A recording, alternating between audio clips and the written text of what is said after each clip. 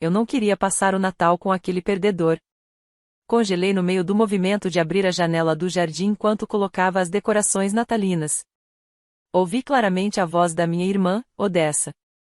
Minha mãe é que deveria fazer ela pagar pela reforma e depois cortar relações com ela. É constrangedor até ligar para a família dela. Nossa mãe, Marta, respondeu. Já estamos cuidando disso. Toda a nossa herança vai para você. Meu coração disparou enquanto eu terminava de pendurar as luzes. Eles riram da minha cara, comentando coisas como: ela finge que é uma mini empreiteira. Nunca vai encontrar um marido. Vai morrer sozinha e solitária. Mamãe escondia a tela do celular quando eu entrava no quarto, sussurrava ao telefone e trocava olhares com Odessa que me causavam repulsa. Depois de ser filha por 34 anos, a gente desenvolve um sexto sentido para esse tipo de coisa. Pensando bem, eu tinha dedicado 34 anos à minha família. Só porque eu era solteira e financeiramente independente. Eu bancava as viagens da família. Pagava os luxos da minha mãe e as reformas da casa. De repente, tudo pareceu distorcido e feio sob as luzes que eu havia pendurado com tanto carinho. Naquele mesmo dia, passei a manhã inteira decorando a casa e preparando um verdadeiro banquete.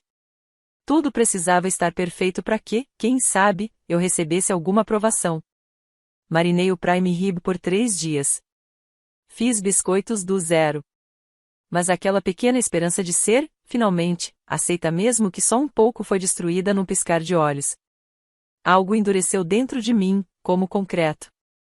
Naquele momento, decidi que iria recuperar o tempo, os bens e a identidade que minha família tinha me tirado. Mas eu não gritei. Não os confrontei. Me afastei em silêncio. Voltei, peguei o molho de cranberry, respirei fundo 3 vezes e coloquei no rosto o sorriso mais convincente da minha vida. Na semana anterior à ceia de Natal, algo parecia estranho com minha mãe. Não era irritação habitual quando eu deixava cair um pouco de serragem no chão imaculado dela. Era diferente. Ela andava particularmente tensa, criticando cada passo meu, mas eu ignorei como estresse típico das festas. Todo mundo estava lá no dia da ceia. Meu pai, minha irmã Odessa e o marido dela, Bruce. Meu pai foi o primeiro a elogiar as reformas. Bruce logo começou a fazer perguntas afiadas sobre as finanças do meu negócio naquele tom arrogante de advogado que sempre me fazia revirar o estômago. Depois da faculdade, abri uma construtora. Comecei só com ferramentas e determinação. Hoje administro 5 equipes. Não é glamouroso, mas é um bom negócio. Mamãe nunca aprovou minha escolha de carreira pouco feminina. Meu pai, Ryan, professor de economia, sempre dava conselhos condescendentes sobre como eu deveria gerir a empresa. Odessa, com seu marido advogado, parecia achar que tinha conquistado algum tipo de status por associação.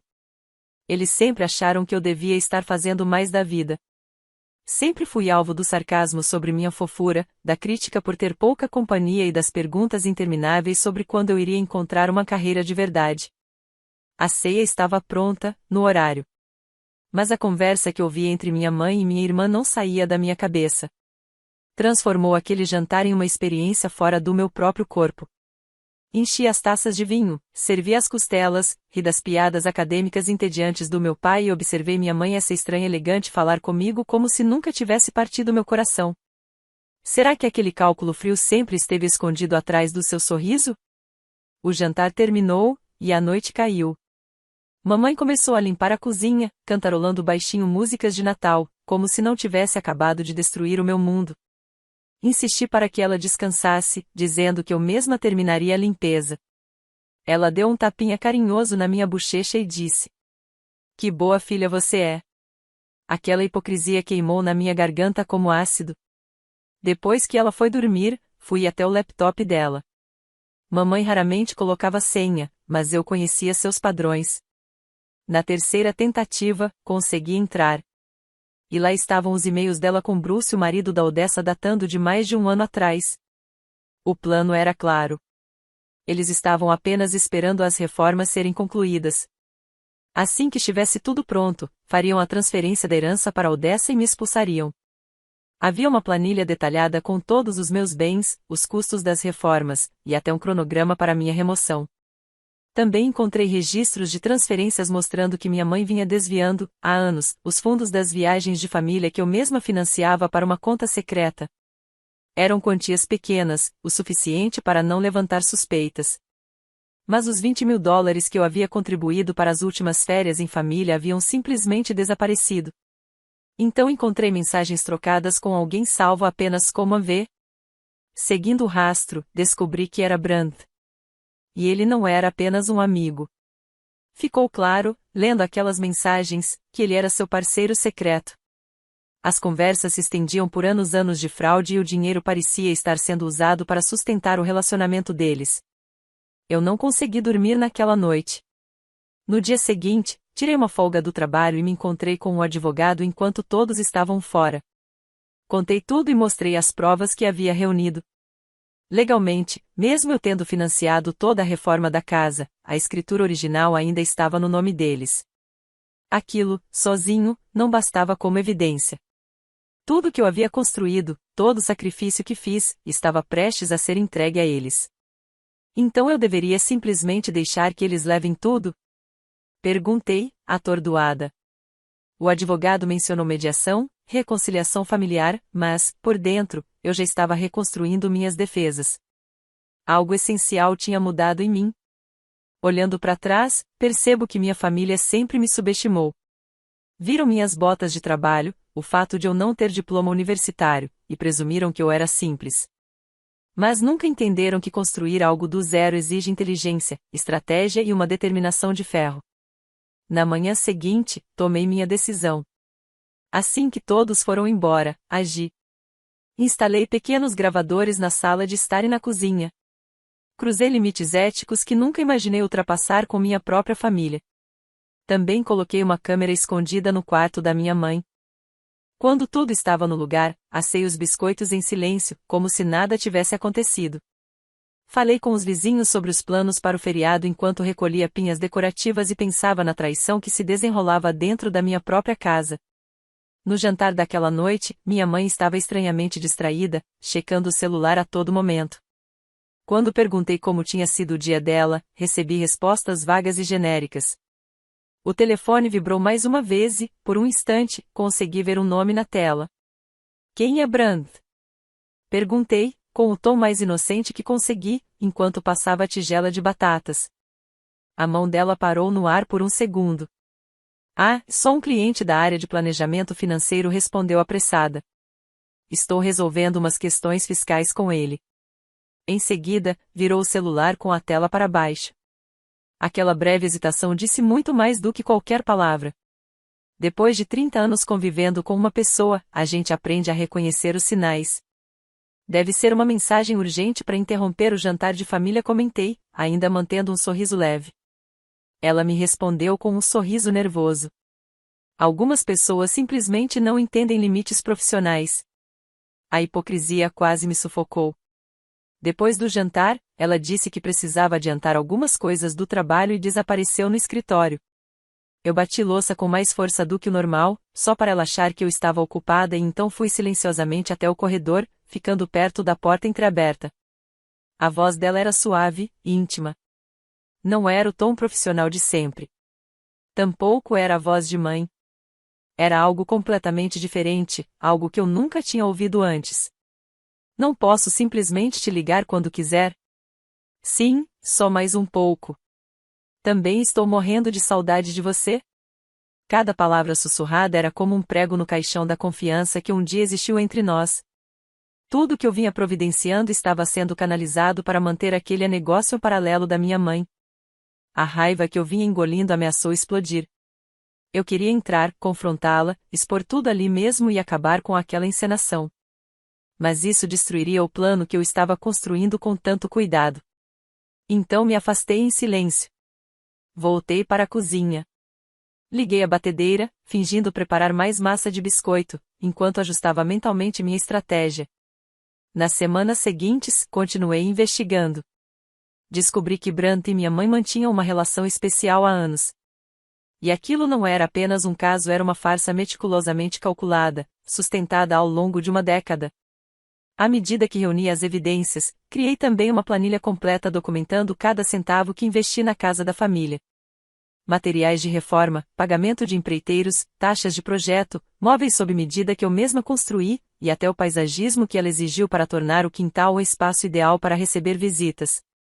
Total, $57.450. Naquela noite, minha mãe me pediu ajuda para planejar a festa de aniversário da Odessa, que seria no mês seguinte. Eu fingi normalidade, sugerindo ideias como se nada estivesse acontecendo, mas por dentro eu me sentia vazia, distante apenas assistindo à atuação dela, enquanto ela fingia valorizar minha opinião. Mais tarde, depois que todos foram dormir, sentei sozinha na minha oficina, observando a serragem flutuar no ar e questionando tudo. Há quanto tempo nossa família é apenas uma fachada? Eu fui mesmo uma filha, ou apenas um caixa eletrônico conveniente? Era só um recurso temporário. Na tarde de quinta-feira, as primeiras gravações dos dispositivos que eu havia instalado começaram a chegar. Odessa apareceu de surpresa, conversando baixinho com minha mãe na sala de estar. Quando cheguei do trabalho, a gravação já tinha captado tudo. Bruce finalizou a papelada, dizia Odessa. Agora que as reformas estavam concluídas, os fundamentos legais para me expulsarem da casa eram sólidos. Minha mãe abaixou a voz. Será que isso é mesmo necessário? Ela é minha filha. Odessa respondeu com frieza. Mas foi você mesma quem disse isso. Que não aguenta passar mais um Natal com aquela perdedora. Faça ela pagar pela reforma e depois mande embora. Uma mulher trabalhando com construção é constrangedor demais. Mamãe soltou um suspiro longo e cansado. Você tem razão. Já estamos cuidando disso. E pretendo deixar toda a herança para você.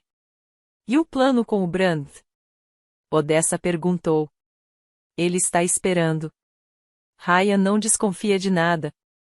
Assim que a transferência de bens for finalizada. E o que você vai dizer pro papai? Ele não vai se importar. Já me ignora há anos.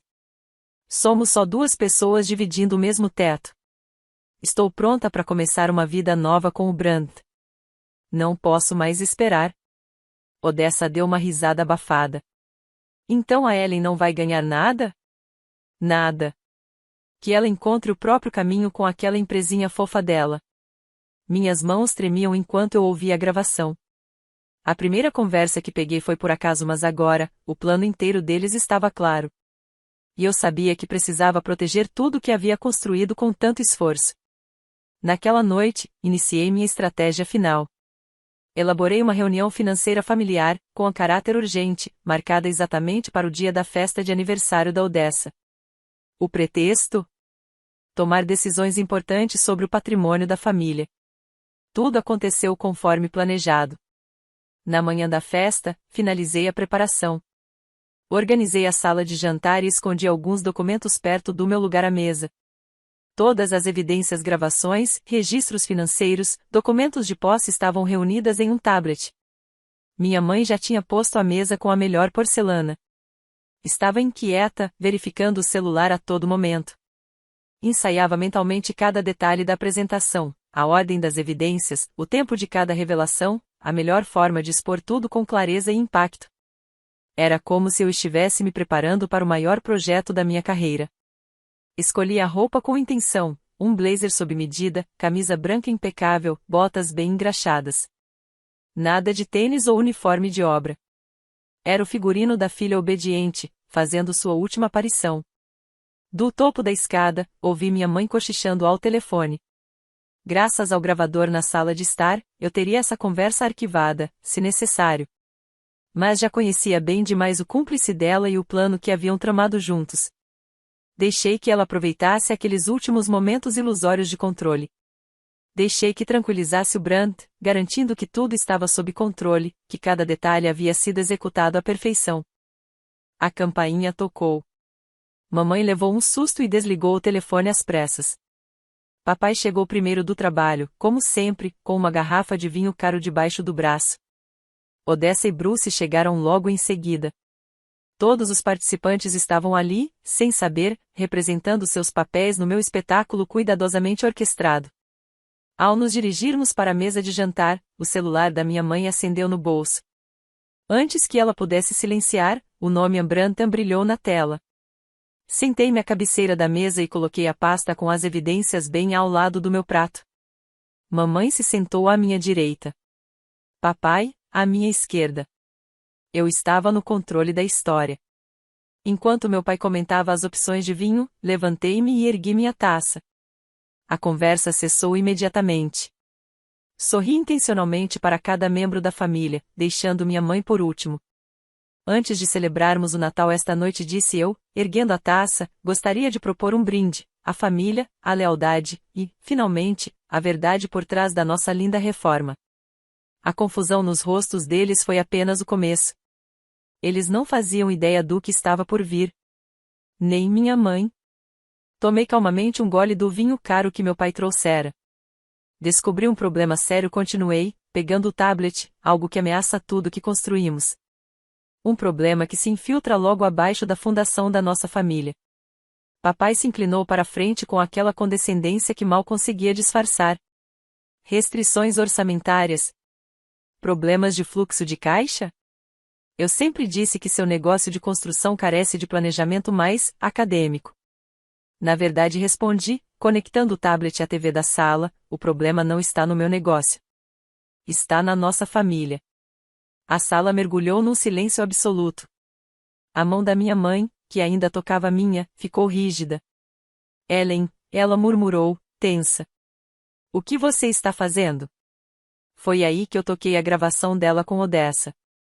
As vozes ecoaram pela sala de jantar reformada com tanto capricho. A voz de Odessa dizia que eu devia ser descartada depois de pagar pela reforma.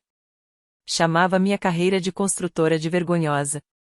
Mamãe confirmava que o processo já estava em andamento. Bruce acrescentava que talvez pudessem até ficar com a casa. Pausei ali. Observei cada reação. Odessa empalideceu. A expressão do meu pai se contorceu em confusão. Bruce se encolheu, assumindo uma postura defensiva. Minha mãe, paralisada, vendo o castelo de mentiras desmoronar como uma estrutura mal calculada.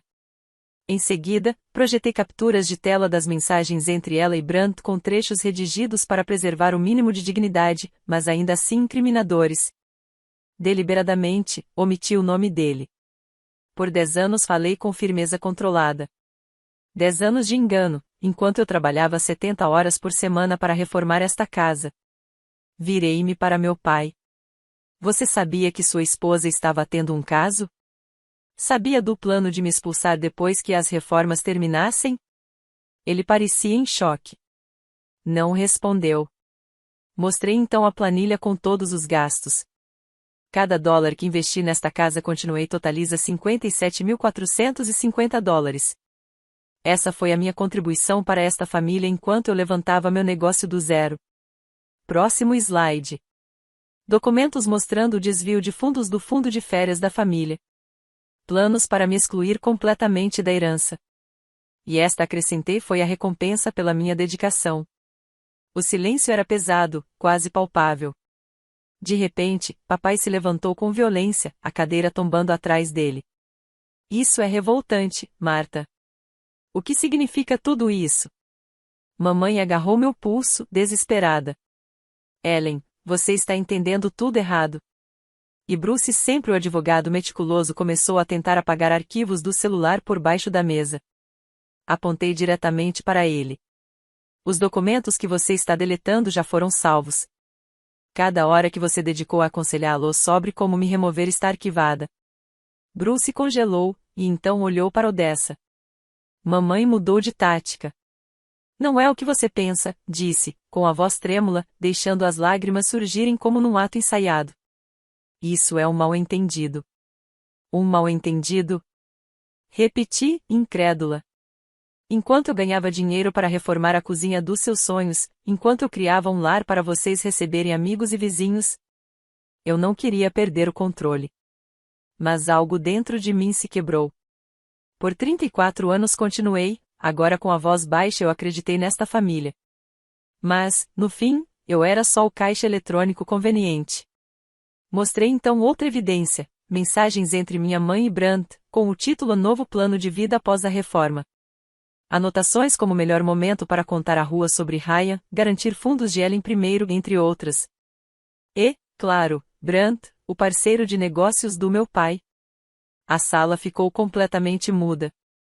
Após a reforma finalizei, seu plano era começar uma nova vida com Brandt. E ali, ninguém mais conseguia sustentar a mentira. Pai, me deserde. Dê tudo para Odessa. O rosto da minha mãe ficou drasticamente pálido. Você o investigou? Sim. E tomei café com a esposa dele. Achei que ela merecia saber sobre o relacionamento de vocês. Meu amigo Brandt, a voz do meu pai saiu como gelo, um amigo de 30 anos. Meu melhor amigo da faculdade. Mamãe ficou sem palavras. Há quanto tempo isso acontece? Responda. A voz dele subiu, então ele jogou o copo de vinho que ainda segurava no chão, fazendo-o estilhaçar. Há quanto tempo você vem me traindo com o Brandt? Ryan, por favor. Ele apontou ao redor da sala. Toda essa reforma foi para ele? Você usou o dinheiro da Ellen para montar uma nova vida com ele. Roubou a herança dela. Pegou a minha casa. O rosto dele estava vermelho de raiva, os punhos cerrados com tanta força que os nós dos dedos estavam brancos. 34 anos de casamento. E é assim que você me paga? Disse ele, agora num tom mais baixo, mas ainda mais ameaçador. Meu amigo. Meu colega de trabalho. Enquanto você tramava tudo isso, eu estava ao lado dele. Minha mãe chorava. Você nunca me deu atenção. Só se importava com sua pesquisa, sua carreira. E isso justifica? A voz do meu pai falhou por um segundo, mas depois ficou firme. Isso justifica tudo isso? Você traiu toda a família. Me traiu. E o pior, traiu a sua própria filha. Foi aí que ele explodiu. Agarrou a borda da mesa de jantar sob medida que eu havia construído com tanto cuidado e a virou com violência. Pratos, taças, comida e vinho, tudo caiu no chão com estrondo. Mamãe gritou. Odessa engasgou. Bruce deu um salto para trás. Eu permaneci sentada, estranhamente calma, assistindo às décadas de ilusões familiares se despedaçarem diante de nós. Mamãe repetia, desesperada. Ellen, por favor, precisamos conversar, só nós duas. Não era para ser assim. E como exatamente você planejava roubar o que é meu? Perguntei, firme. Continuar seu caso com o ex-sócio do meu pai enquanto tomava tudo que eu construí? Balancei a cabeça com convicção. Não há mais nada a discutir. Fui até a porta da frente, abri com calma e disse. A festa acabou. Podem ir embora. Meu pai foi o primeiro a sair, sozinho. Depois acompanhei minha irmã e Bruce até a porta. Ficamos apenas eu e minha mãe, em meio às ruínas do que um dia foi um jantar de família. Para onde você vai? Ela perguntou, com a voz baixa, quase apagada. Já reservei um lugar para ficar, respondi. Volto amanhã para pegar meu equipamento. Você orquestrou tudo isso, sussurrou, atônita. Aprendi sobre planejamento estratégico observando você, respondi, enquanto fechava minha mala de mão. Quando saí pela porta, ouvi seu grito atrás de mim. Você vai se arrepender disso. Eu não a reconheci. Naquela noite, na suíte de um hotel modesto, dormi em paz pela primeira vez em muitos dias.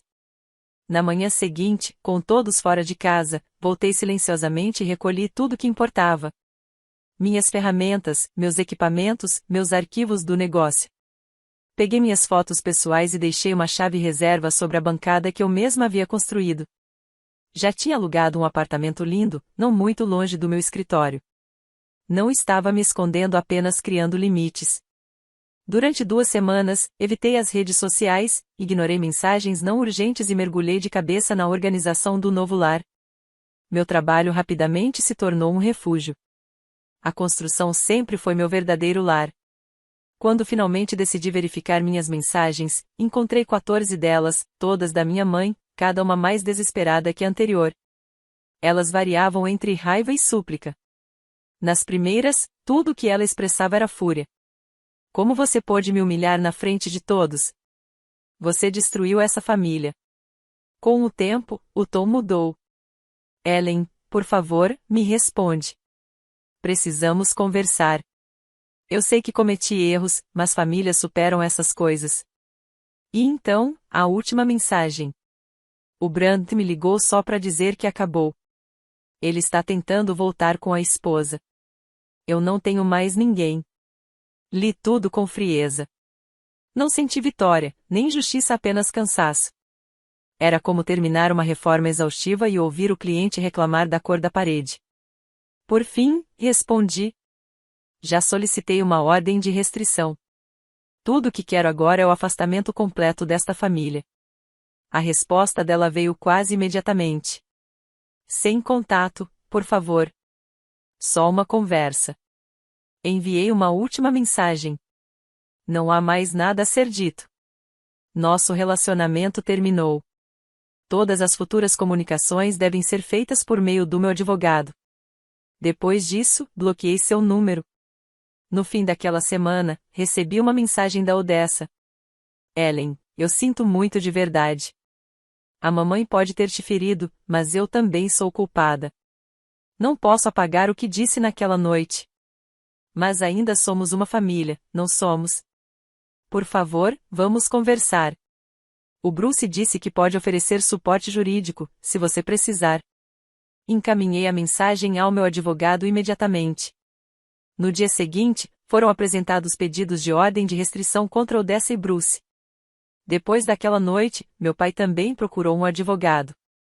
Conduziu sua própria investigação e descobriu que o caso entre Martha e Brandt era real. Ele ficou devastado com o grau da traição e ainda mais com o fato de que ela planejava deixá-lo. Ele quis conversar sobre a revisão do testamento e a redistribuição dos bens. Ele está considerando transferir toda a herança para você, disse o advogado. Não é necessário, respondi. Mas ele insiste, continuou o advogado. Acredita que é o justo a se fazer. Depois de descobrir a extensão do plano da Martha e do Brandt, e o quanto Odessa esteve envolvida, ele está convencido de que essa é a única forma correta de agir. Após encerrar a ligação com o advogado, vi uma nova mensagem do meu pai. Por favor, me perdoe pela minha ignorância. Por muito tempo, escolhi não enxergar. Agora eu vou consertar isso. Tudo o que possuo será seu. Você é a única que demonstrou verdadeira integridade. Com essa promessa e um entendimento mútuo sobre as decepções que ambos vivemos, concordei em encontrar meu pai para almoçar. Já haviam se passado 3 meses. Minha nova casa era perfeita. Do terraço do apartamento espaçoso, eu tinha vista para o lago. Em um canto da sala, passava as noites desenhando no meu espaço de trabalho. Às vezes, sentia a solidão bater, mas era uma solidão muito mais saudável do que os laços tóxicos que deixei para trás. Meu pai e eu passamos a nos encontrar uma vez por mês. Ele também buscava um recomeço. Aposentou-se, mudou-se para uma cidade pequena e começou a dar aulas meio período em uma faculdade local. Nosso relacionamento estava sendo reconstruído com cuidado, mas com firmeza. Evitávamos falar sobre o passado e sobre a família. Em vez disso, falávamos do que vinha pela frente. Certa noite, comecei a tirar medidas para um novo projeto de design. A luz dourada do fim de tarde atravessava a janela e iluminava meu espaço de criação. Se alguém me perguntasse o que eu estava medindo, eu diria: não só as dimensões do cômodo, mas as possibilidades de uma nova vida.